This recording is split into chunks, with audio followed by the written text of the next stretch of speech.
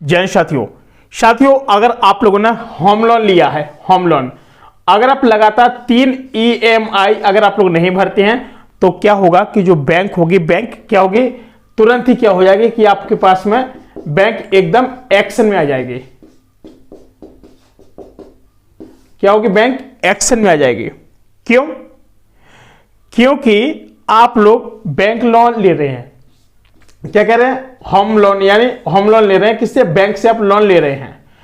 और अगर आप बैंक से लोन ले रहे हैं तो डेफिनेटली है कि आप जब तक अगर एक नहीं, दो नहीं, तीन, अगर तीन बार अगर आपकी EMI बाउंस हो रही है, बात समझ रहे हैं, अगर आपने इसको नहीं भर पाया है तो क्या है कि जो बैंक है वो तुरंत एक्शन में आ जाएगा। बताया गया कि खुद का घर खरीदने का हर किसी का एक सपना होता है। वो चाहता है कि मेरे पास भी एक अच्छा सा घर हो और घर के साथ साथ मैं अपने उसी प्रॉपर्टी में अपने सभी अपने बच्चों को, अपने परिवार, फैमिली को रख सकूं, ताकि मैं अपने बच्चों का भी कैरियर बना सकूं, एक अच्छे से मकान में रह करके एक बढ़िया तरह घर बन जाए, घर में रह करके अपने बच्चों को पढ़ा सकूं और जो रुपया होगा वो मैं धीमे धीमे चुकाते जाऊंगा, यानी होम लोन।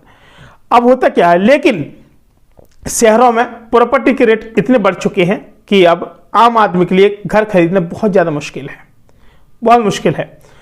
ऐसे में लोग होम लोन के जरिए घर खरीदना थोड़ा आसान जरूर हो जाता है, लेकिन ज़्यादातर लोगों को होम लोन से जुड़े नियम के बारे में भी बताया जाता है। बता दें कि जानकारी नहीं होती है, काफ़ी सारे लोग होते हैं लेकिन इतनी जानकारी नहीं होती है और जिसका मुसीबत में फंस जाते हैं। और कई प्रकार के तो ऐसे लोग होते हैं, भाई होम लोन ले रही है, उनको कोई डिटेल्स नहीं बताता, जिसकी वजह से क्या होता है कि वो लोग बहुत बुरी तरह फंस जाते हैं। बात समझ रहे हैं? और जब इस तरीके से फंस जाते हैं भाई, काफ़ी ज़्यादा दिक्कत होती है। अब होम लोन ने आम आदमी के लिए घर खरीदना आसान कर दिया है। और इतने नहीं, खासकर बड़े शहरों के जैसे लोग क्या होम लोन आसानी से क्या करते हैं, ले लेते हैं, घर फ्लैट खरीद लेते हैं।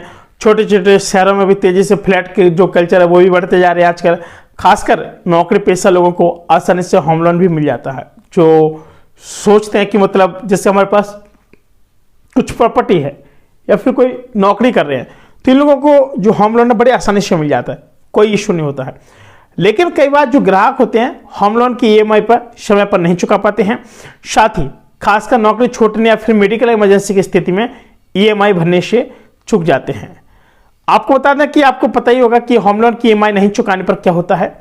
किसी भी, कितनी भी EMI का बैंक में कोई अगर EMI अगर वो भरता है तो बैंक उसका क्या करता है, हमेशा बैंक हर मंथ में इंतजार करता है। क्या करता है? बैंक इंतजार करता है। क्यों है? देखते हैं ये कब तक आता है, कब तक नहीं आता है। और एक महीने नहीं आए तो थोड़ा वो सतर्क होते हैं, इसके बाद दूसरी बार नहीं गया तो और अलर्ट होते हैं, तीसरी बार नहीं गया तो भैया फिर बैंक एक्शन में आती है। अब हुआ क्या कि दरअसल होम लोन को सिक्योर लोन की कैटेगरी में रखा जाता है। EMI तक भी बैंक इंतजार करता है और फिर क्या एक्शन लेते हैं। और दरअसल इतने नहीं, होम लोन को भी बहुत ज़्यादा एकदम सिक्योर लोन की कैटेगरी में रखा जाता है। इसलिए इसके बदले ग्राहक को गारंटी के तौर पर बैंक के पास किसी संपत्ति को भी गिरवी रखना होता है। यानी आपकी जो संपत्ति है तो आप लोगों को कार्ड के आधार पर क्या कि आप लोगों को संपत्ति को भाई गिरवी रखना पड़ेगा, तब कोई बैंक आपको लोन देगी। लेकिन लगातार अगर आप तीसरी किस्त को जमा नहीं करते तो होता क्या है उसमें कि जैसे बैंक हरकत में आ जाती है। वो कहते हैं कि यार किस्त नहीं आने पर क्या होता है कि बैंक को लगता है कि ये सब हरकत में चल रहा है और अब कैसे क्या किया जाए। तो आपको बता दें कि होम लोन चुकाने पर RBI की गाइडलाइंस क्या है, ये भी एक नियम है। अगर कोई ग्राहक होम लोन की कोई भी पहली किस्त नहीं चुकाता है तो बैंक या जो वित्तीय या फिर संस्थान उससे गंभीरता से नहीं लेता है। बैंक को लगता है कि किसी कारणवश EMI में देरी होगी हो सकता है। लेकिन जब ग्राहक लगातार दूसरी EMI नहीं भरता तो बैंक सबसे पहले एक रिमाइंडर भेजता है। इसके बाद भी ग्राहक तीसरी EMI की किस्त भुगतान करने में अगर असफल हो जाता है तो क्या करता है, तो फिर बैंक फिर लोन चुकाने के लिए कानूनी नोटिस भेजता है। अब इतने नहीं, इस तरीके से तीसरी EMI नहीं चुकाने के साथ बैंक कार्रवाई के मोड में आ जाता है और अगर कानूनी नोटिस के बाद लोन नहीं चुकाता तो फिर बैंक के ग्राहक को डिफॉल्टर घोषित कर देता है। बात समझ रहे हैं? और डिफॉल्टर घोषित हो जाता है, बड़ी दिक्कत होती है। और साथ ही बैंक लोन जो अकाउंट को NPA मान लेता है। अन्य वित्तीय संस्थानों में भी यह सीमा 120 दिन की होती है और इस समय सीमा के बाद बैंक वसूली प्रक्रिया के बारे में सोचने लगता है। वो चाहता है कि चलो हम वसूली करें और वसूली के साथ साथ फिर आते हैं वो लोग आपके जो घर मकानों की जो कीमत जितनी बनी होगी उतना वो अपना कम से कम बोली लगाएंगे, उतना पैसे निकाल करके, अगर उससे ज़्यादा होता तो आपको दे देंगे और कम होता तो भैया फिर वो इतना तो बेचने का फिर आपके ऊपर भी तब भी वो पीछे अड़े रहेंगे। लेकिन आरबीआई की वो है क्या गाइडलाइंस है कैसी कि सिक्योर लोन में प्रॉपर्टी को गिरवी रखा जाता है, जो प्रॉपर्टी लिखवाई जाती है सिक्योर लोन में उसको गिरवी रखा जाता है, साथ ही ताकि लोन न चुकाने पर बैंक उस प्रॉपर्टी को बेचकर लोन की भरपाई कर सके। अब हालांकि बैंक की तरफ से आखिरी विकल्प होता है, और अगर देखा जाए आरबीआई की गाइडलाइंस के मुताबिक ग्राहक लोन को चुकाने के लिए काफी समय दिया जाता है। बैंक के पास पैसे वापस करने के लिए भी कानूनी तौर पर आखिरी विकल्प नीलामी होता है, और नीलामी से मिली राशि को लोन की रकम की भरपाई की जाती है। बात समझ रहे हैं। और इतने नहीं, अब ये हो जाता है कि जैसे बैंक 3 महीने की ईएमआई नहीं चुकाई, ठीक है, जो ग्राहक 2 महीने और वक्त देता है, क्या कहता है कि मतलब इस बात क्या है कि ग्राहक को 2 महीने का और वक्त दिया जाता है। अगर ग्राहक इसमें अचूक हो जाते हैं, चूक जाते हैं, तो क्या होता है कि बैंक ग्राहक संपत्ति के अनुमानित मूल्य के साथ नीलामी नोटिस भेजता है। फिर अगर ग्राहक को अगर नीलामी नोटिस की तारीख से पहले या नीलामी नोटिस मिलने के एक बाद महीने बाद किस्त नहीं भरता है, तो नीलामी औपचारिकता के साथ आगे बढ़ता है, यानी जो बैंक की नीलामी है वो बनना शुरू हो जाती है। अब डिफॉल्टर होने का जो खतरा होता है क्या है, हालांकि इन 6 महीने के भीतर ग्राहक किसी भी समय बैंक से संपर्क कर बकाया राशि का भुगतान कर मामले को सुलझा सकता है, लेकिन समय पर लोन नहीं चुकाने से सबसे बड़ा नुकसान भी होता है। इसलिए कहते हैं कि समय पर लोन चुका दो तो बहुत अच्छा होगा। और बैंक ग्राहक को डिफॉल्टर घोषित कर देता है।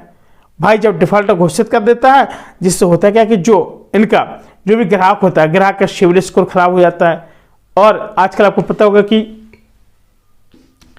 सिविल स्कोर जब जिसका खराब हो जाता है तो इसको लोन लेने में भी बड़ी मुश्किल पड़ती है। बात समझ रहे हैं। अब क्या होता है, अगर किसी के साथ ऐसी स्थिति आती है यानी ईएमआई की, तो असफल रहते चुकाने में, तो क्या होता है कि कुछ उपाय है। ग्राहकों ने जिस बैंक से होम लोन लिया वहां संपर्क करके अपनी वित्तीय प्राथमिकताओं के आधार पर होम लोन पुनर्गठित करने से तरीकों पर चर्चा कर सकते हैं। यानी ग्राहक बैंक को अपनी परेशानी बता सकता है, साथ ही दस्तावेज सौंप सकते हैं, और लोन का पुनर्गठन में कुछ महीनों तक ईएमआई टालने या ईएमआई की राशि कम करने में भी मदद मिल सकती है।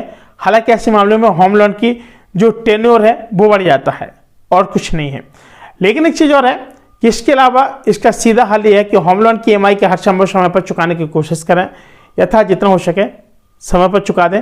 इसके लिए कोई फिक्स डिपॉजिट है तो उससे तोड़ दें, और कहीं भी निवेश है तो उसे ईएमआई भर दें, और इसके लिए परिवार या दोस्तों को उधार भी ले सकते हैं, और बाद में अपनी सुविधा के अनुसार वापस भी कर सकते हैं। अगर बैंक के एक बार आप लोग चक्कर में फंस जाते हैं तो भाई आपको कुछ ज़्यादा नुकसान हो जाएगा। अब क्या है कि जो रिकवरी एजेंट है वो धमकी दे तो क्या करें। लोन नहीं चुकाने पर वित्तीय संस्थान की ओर से रिकवरी एजेंट क्या है दबाव बनाते हैं और डरा धमका भी जाता है। लेकिन इसके मनमाने के मामले में आज कई सारे सामने केस आते रहते हैं रिकवरी एजेंट को लेकर के परेशान, तो उसमें पुलिस से शिकायत कर सकते हैं, क्योंकि लोन की किस्त नहीं चुका पाना सिविल विवाद के दायरे में आता है। इसलिए डिफॉल्टर के साथ कोई भी मनमानी नहीं की जा सकती है, और इसके अलावा आपको आरबीआई के लिखित शिकायत भी दे सकते हैं, जिससे आप लोग उससे संपर्क कर सकते हैं। शायद फिलहाल इतने मिलते हैं नए वीडियो में, तब तक के लिए नमस्कार।